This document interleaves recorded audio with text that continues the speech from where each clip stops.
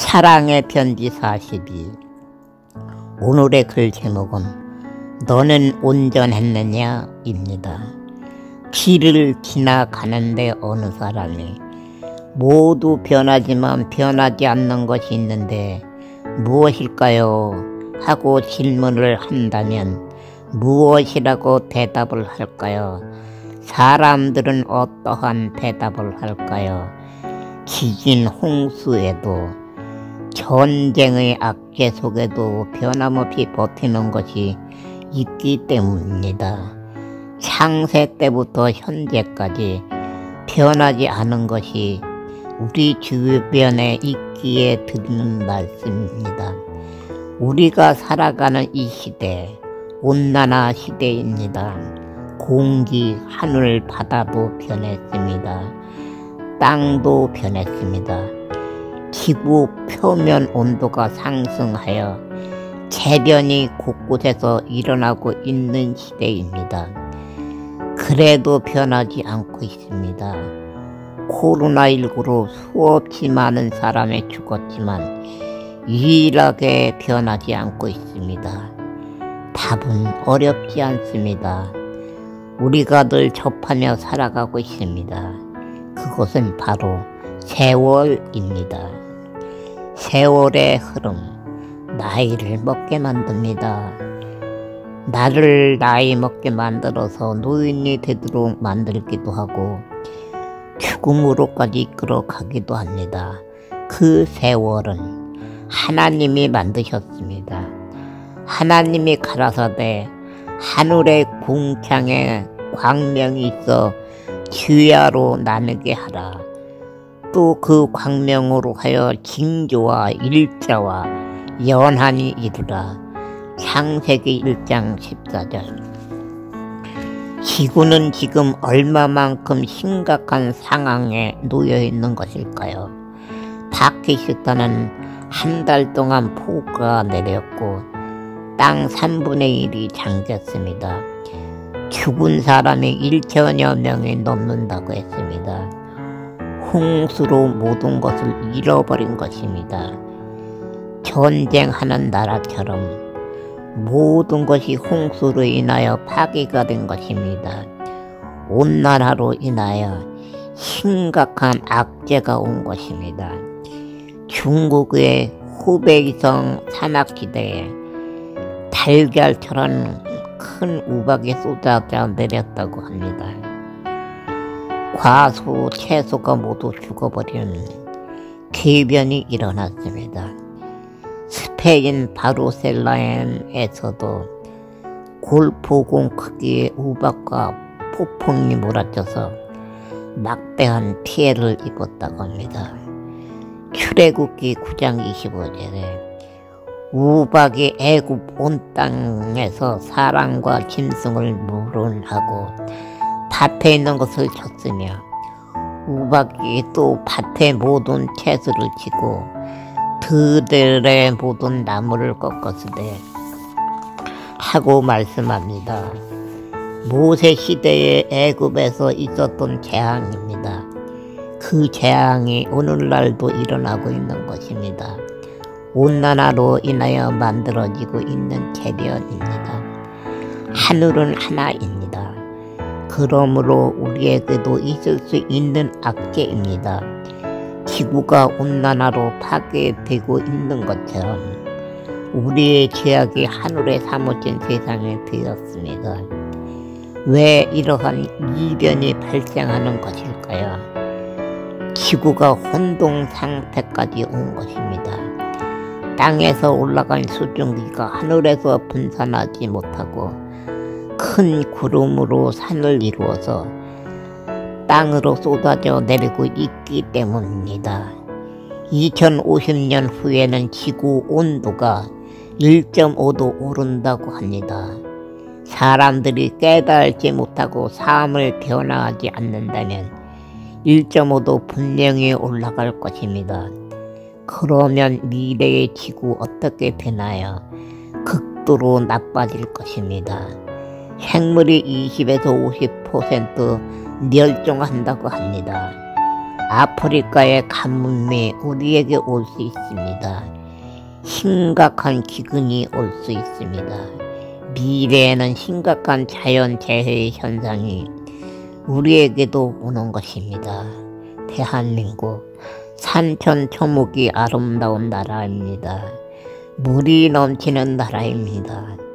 그러나 미래에는 열대로 변하게 됩니다. 물을 구하기가 어려운 나라, 곡물을 구하기 어려운 나라가 될 수도 있습니다. 가뭄으로 사막이 되는 땅도 있고 바닷물에 잠기는 땅도 있게 되는 것입니다. 오늘도 많은 사람들이 골프채를 가지고 산으로 가고 있습니다. 맑은 공기를 마시면서 자연을 즐겨야 하는 산에서 골프채로 공기를 내비칩니다. 개미도 살 수 없게 농약을 뿌립니다. 그곳에서 사람들은 게임을 하고 있습니다. 오늘도 많은 사람들이 일회용 식사를 진분하여 먹고 있습니다. 물건 아껴 쓰지 않는 사람도 있고 재활용 잘하지 않는 사람도 있습니다. 그로 인하여 썩지 않는 플라스틱이 땅에서 산을 이루고 바다에서 산을 이루고 있습니다. 그로 인하여 오늘도 지구는 계속 병들고 있습니다. 훈탁해지는 지구, 훈탁해지는 사람들의 마음, 어디에서부터 손을 보아야 하나요? 어쩌면 손보기 어려운 한계점에 와 있는지도 모릅니다. 지금도 이산화탄소는 계속 사용해야만 하고 필요한 물건을 구매해야만 사람들은 살아갈 수 있기 때문입니다.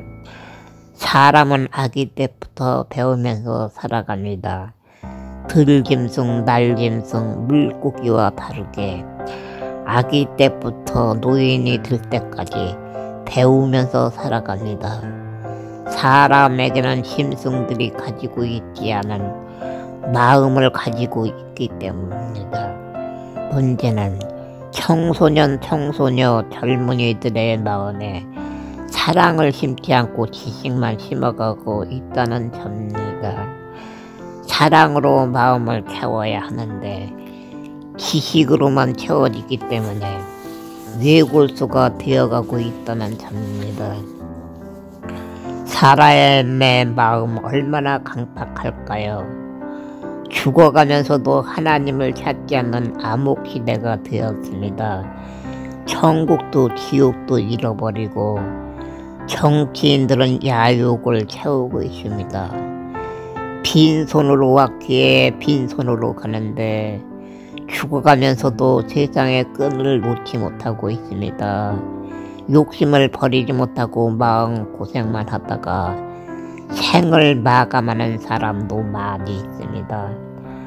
하나님의 자녀들의 하나님의 사랑을 마음에 심었으면 좋겠습니다.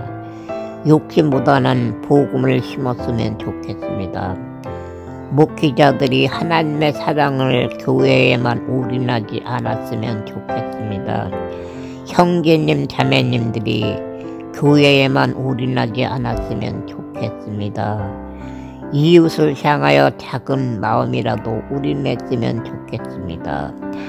가난한 자들은 항상 너희와 함께 있으니 아무 때라도 원하는 대로 도울 수 있거니와 나는 너희와 항상 함께 있지 아니하리라.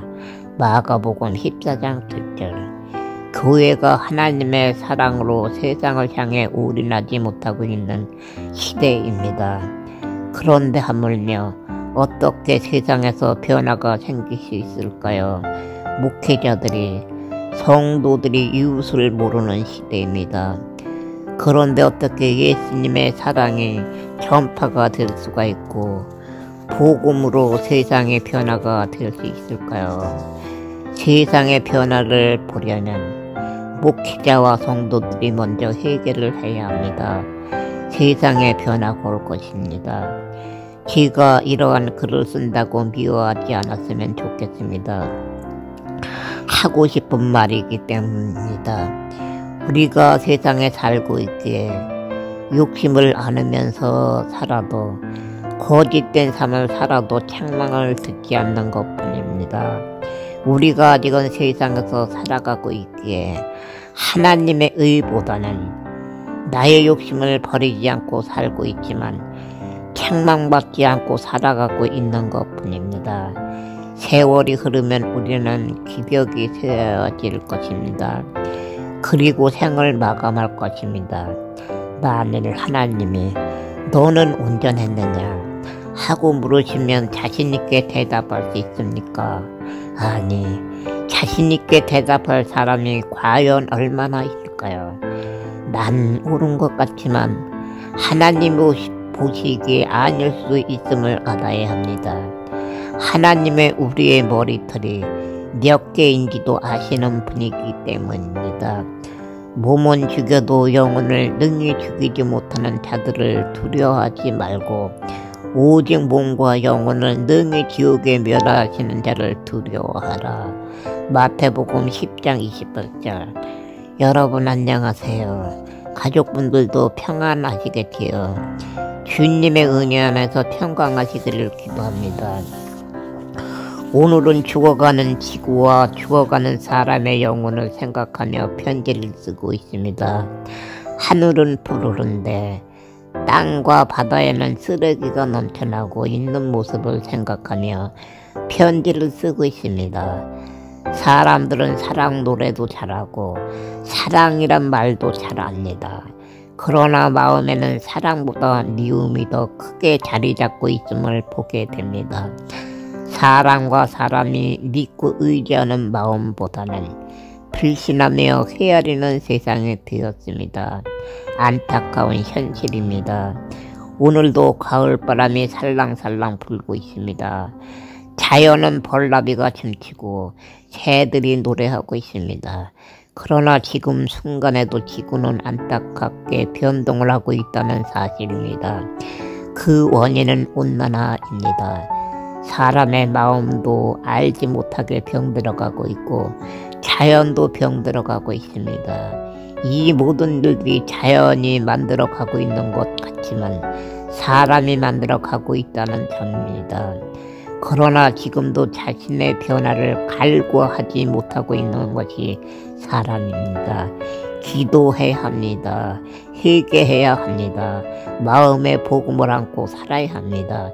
여러분의 마음에서 예수님의 사랑이 꽃 피우기를 기도합니다. 감사합니다. 주님의 사랑 안에서 평강하시기를 기도합니다. 샬롬.